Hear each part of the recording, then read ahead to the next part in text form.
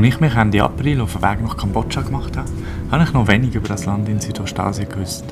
Gerade die Tempel von Angkor Wat und natürlich die dunkle Geschichte der Roten Khmer sind mir bekannt gewesen.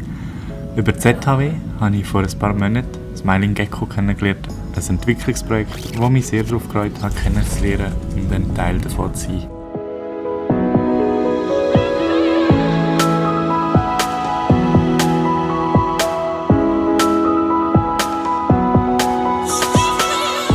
Und schon bin ich angekommen und habe Smiling Gecko mit all diesen Teilprojekten kennengelernt. Hier sind zum Beispiel die Farmhäuser, wo in Familien aus den Slums von Phnom Penh ein besseres Zuhause gibt, wo sie Landwirtschaft betreiben können und dadurch eine Einnahmequelle erhalten. Hier die Bungalows, wo ich mein Zimmer hatte.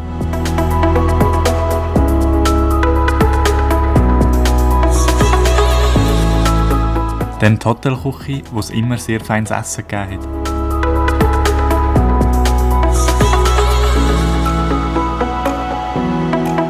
In der Freizeit haben wir den Hotelpool benutzen, was natürlich eine willkommene Abkühlung war, an Tagen, wo es gerne mal über 35 Grad wurde. Im Yogaschale gibt es Yoga-Klassen und Massagen für die Hotelgäste, von was wir auch profitieren dürfen. Und dann die Hotelbungalows, die in den Gästen einen schönen und komfortablen Aufenthalt garantieren. All das ist Teil des Hotelbetriebs von Smiling Gecko, wo dank der Touristen viele Arbeitsplätze geschafft worden sind.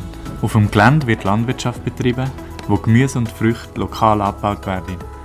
Es gibt außerdem noch eine Hühner- und Schweinezucht. Ein weiteres Highlight des Projekts ist die Schreinerei, wo die Angestellten vor Ort alles herstellen, was gerade gebraucht wird. So sind sie zum Beispiel maßgeblich für den Schulhausbau zuständig. Das neueste Teilprojekt ist die Fischzucht, die mit Unterstützung von der ZHW aufgebaut wird. Dazu komme ich später ausführlicher.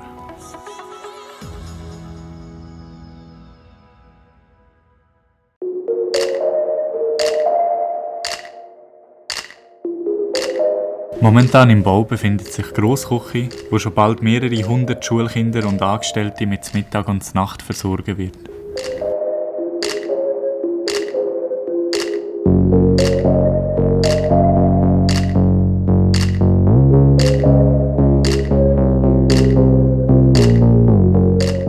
Die neue Schule von Smiling Gecko ist in Zusammenarbeit mit der ETH entworfen worden. Sie ist seit Ende letzten Jahr offen und wird noch grösser werden. Die ersten Schulklassen werden aber jetzt schon unterrichtet.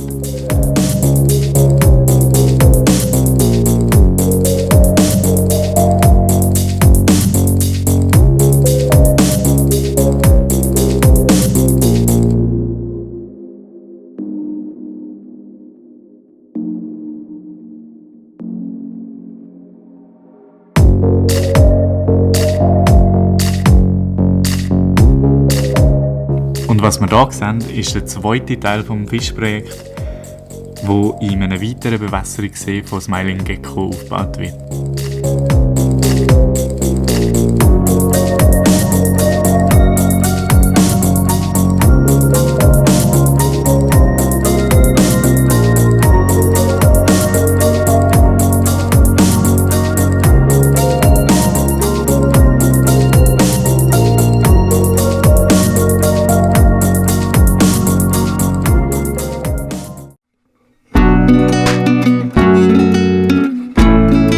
Jetzt aber zu meiner Arbeit.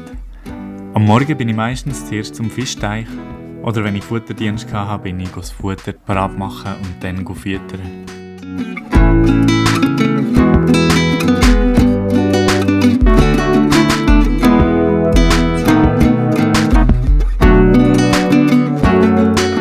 In unserem Teich haben wir Tilapia, einen Fisch, der sich im tropischen Klima sehr wohl fühlt.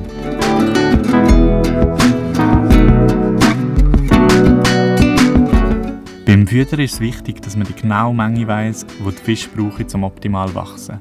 Vor allem für das Experiment, das ich mache, herauszufinden, welches von den 3 getesteten Futter das Beste ist eine genaue Abmessung der Futtermenge sehr wichtig. Die grössten von unseren Fischen sind jetzt knapp 300 Gramm schwer und es ist sehr cool zu sehen, dass sie schön wach sind und fit und munter sind.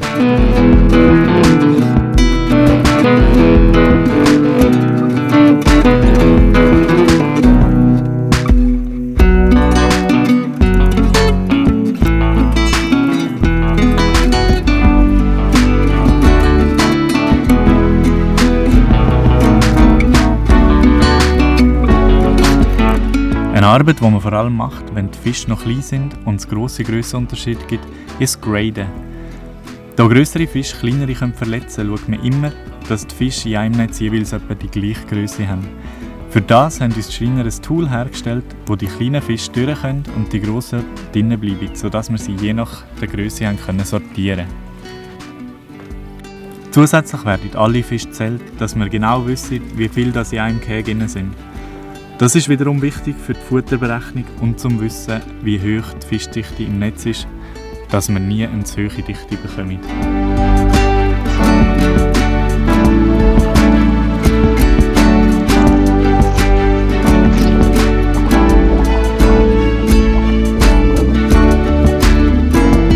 Unsere Netzkäfige herstellen wir selber herstellen. Währenddem habe ich immer ein paar Wörter mehr von meinen Kolleginnen probiert aufzuschnappen. Der Ben kann sich schon recht unterhalten und ich habe jetzt vereinzelte Wörter langsam im Griff. Aber die Sprache ist schon eine Herausforderung. Viele Leute können halt nicht Englisch und die Kommunikation klappt dann schlussendlich aber doch irgendwie mit Händen und Füßen.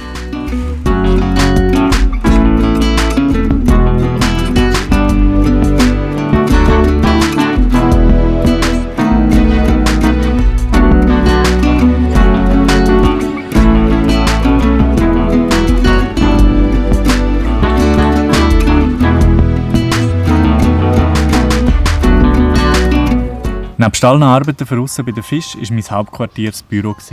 Ich habe viel gefilmt und Film geschnitten, um Lernvideos zu machen, wo zukünftige Mitarbeiter damit eingeschafft werden können. Hello guys, I'm Sraimon.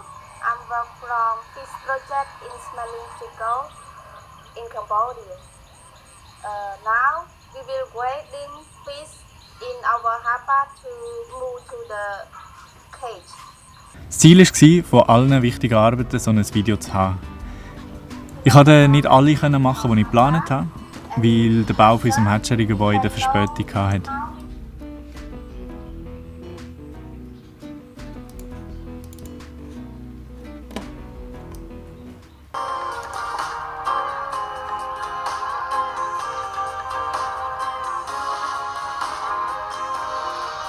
Ich habe dann aber auch sonst noch sehr viele aktuelle Aufnahmen gemacht, die der Hannes Schmid, der Gründer von Smiling Gecko, dann in seinen Vortrag verwendet hat, um zu zeigen, wie schnell sich Smiling Gecko entwickelt. Und für Smiling Gecko selber und die ZHW mache ich Filme, die sie in ihren Social Media Kanälen verbreiten können, wie zum Beispiel dieser kurze Teaser hier.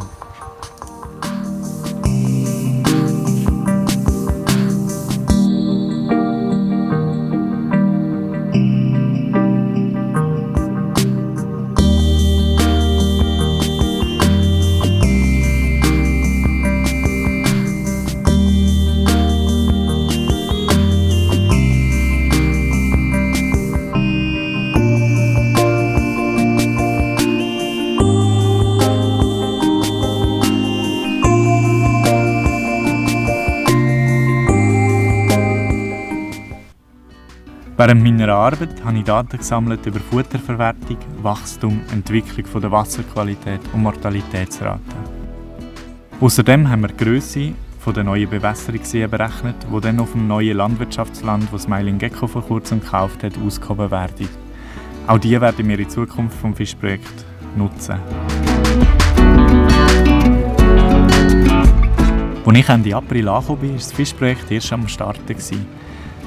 Die Fische waren noch sehr klein und wir haben die ersten Wochen angefangen, Tappanetze in neue Bambusrahmen zu verteilen, dass die Tilapien, die grösser wurden, mehr Platz bekommen haben. Innerhalb von nur 4 Monaten haben wir so Touren mehr Platz gebraucht und mit vereinten Kräften haben wir den immer grössere Bambusrahmen gewässert und die Anordnung hat sich so im Laufe der Zeit sehr schnell verändert.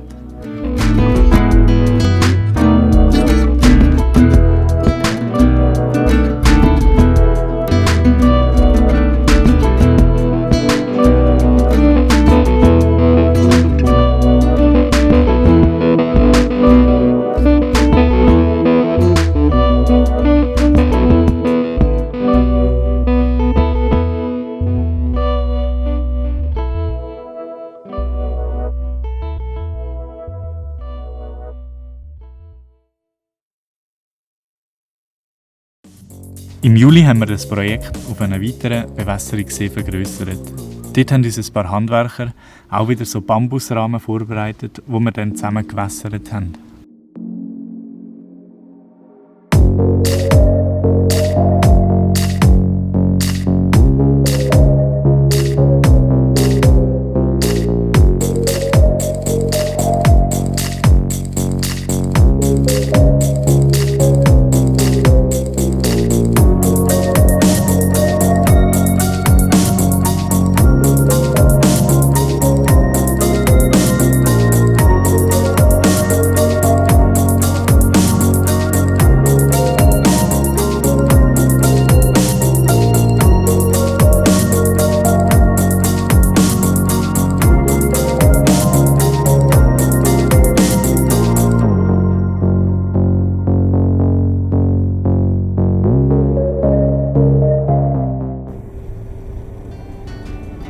Als dann die Vorbereitungen abgeschlossen waren, sind wir auf Siem Reap in einer Hatchery Fingerling kaufen, also junge Fische.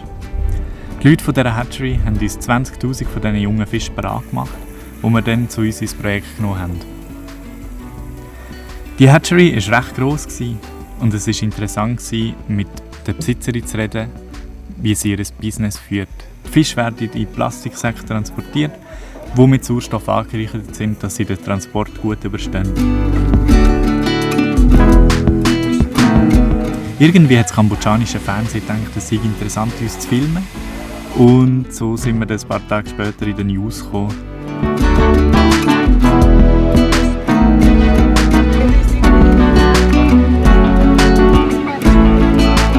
Die Besitzerin hat uns den ganzen Betrieb gezeigt und unserer Projektmanagerin Raymond und im Ben gute Tipps und Impressionen aus einer anderen Fischzucht auf den Weg gegeben. Everything, you know. How about this? You can make 5 years. Am Abend sind wir dann mit allen Fischen im Gepäck bei unserem Schulsee angekommen und haben die Fischsäuferli an die neue Umgebung angewandt. Alle sind fit am neuen Ort angekommen. Das alles war ein kleiner Einblick in unseren Alltag. Die Arbeitstage hier sind immer abwechslungsreich und es gäbe noch viel mehr zu erzählen. Hier ist der Ben gerade die Wassertiefe monitoren, um sicherzustellen, dass alle Netzkäge genug tief im Wasser stehen. Wir hatten zeitweise auch Probleme wie Öl auf dem Wasser von den Pumpen oder tiefen Sauerstoffgehalt im Wasser, was wir mit verschiedenen Massnahmen dann gelöst haben. Auf das komme ich später nochmal zurück. Und Tapanetze müssen auch von Zeit zu Zeit gereinigt werden.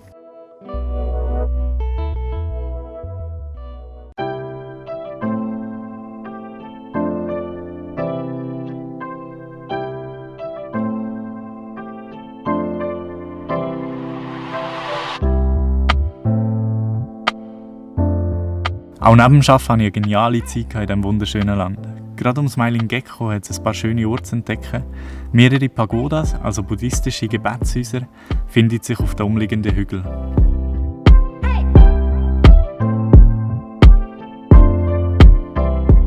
Meine Wochenende habe ich meistens genutzt, um auf Phnom Penh zu gehen und habe auch von dort aus Ausflüge gemacht. Ein Wochenende sind wir alle volontär zusammen in die Cardamom Mountains, wo wir ein Dschungeltrekking gemacht haben und umrundet vom Dschungel mit all seinen Geräuschen gemütlich in der Hängematte geschlafen haben.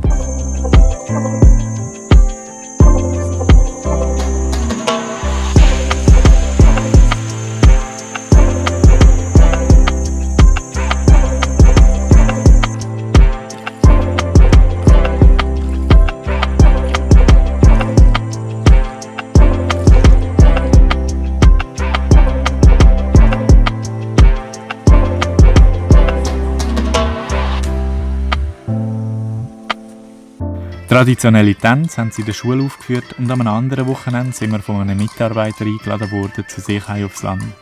Zusammen mit seiner ganzen Familie und mit uns Schweizer haben wir dort am Ufer vom Mekong ein gutes Apéro genossen.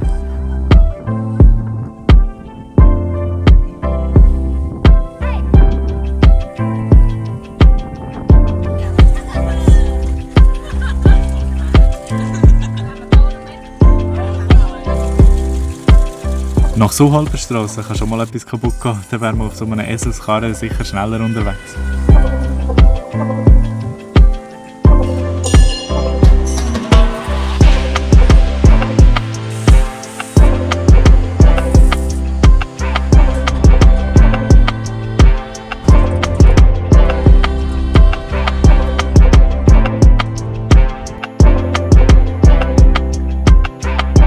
Siem Reap mit seinen imposanten Tempelanlagen wie der Tempel Angkor Wat ist natürlich auch noch auf dem Programm gestanden.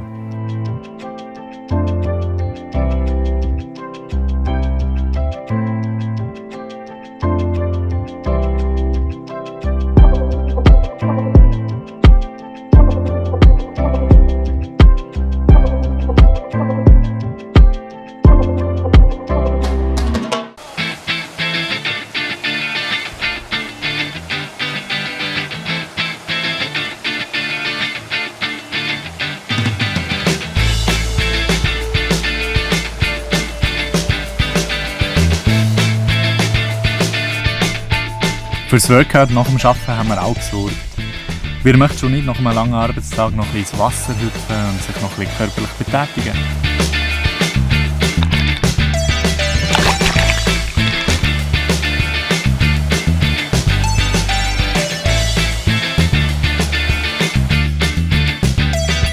Das Wassersportgerät, das der Ben hier so elegant vorführt, ist eigentlich ein Paddlewheel, das für einen höheren Sauerstoffgehalt im Wasser sorgt.